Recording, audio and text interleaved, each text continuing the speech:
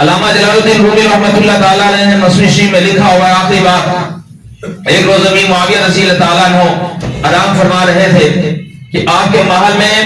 داخل ہو کر کسی نے آپ کو نماز فجر کے لیے بیدار کر دیا۔ جب آپ کو نماز فجر کے لیے محل میں داخل ہو کر بیدار کیا، آپ نے فرمایا تو کون ہے اور کس لیے تو نے مجھے جگایا ہے؟ تو کہنے لگا امیر معاویہ رضی اللہ تعالیٰ عنہ سے کہ میں شیطان ہوں اور میں نے آپ کو اٹھایا ہے۔ آپ نے شیطان سے فرمایا شیطان تیرا کام تو انسانوں سے گناہ کروانا ہے، تو پھر تو نے مجھے نماز کے لیے جگا کر مجھے نیک عمل کرنے کا موقع کیوں دیا؟ اس کی کیا وجہ ہے؟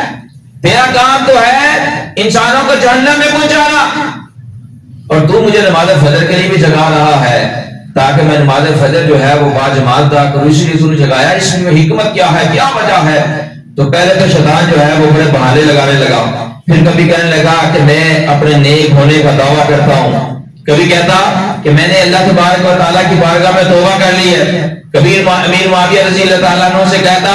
کہ میں نیکی کی دعوت دینا یہ پسند کرتا ہوں،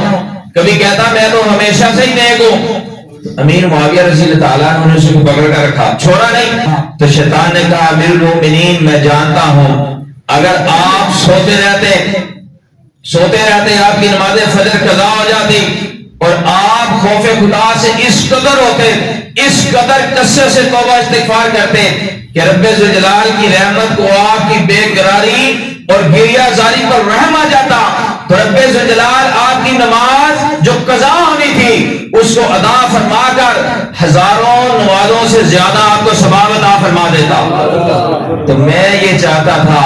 کہ اے امیر معاویہ رضی اللہ عنہ، میں تو اللہ کے نیک بندوں سے بغض رکھتا ہوں، میں یہ چاہتا تھا کہ اگر آپ کی نماز فجر قضا ہو گئی تو اللہ تبارک و تعالیٰ تو ہزاروں نمازوں کے برابر آپ کو ثواب عطا فرمائے گا، تو میں نے اس لیے اٹھا دیا کہ آپ کو ایک نماز کا ثواب ملے۔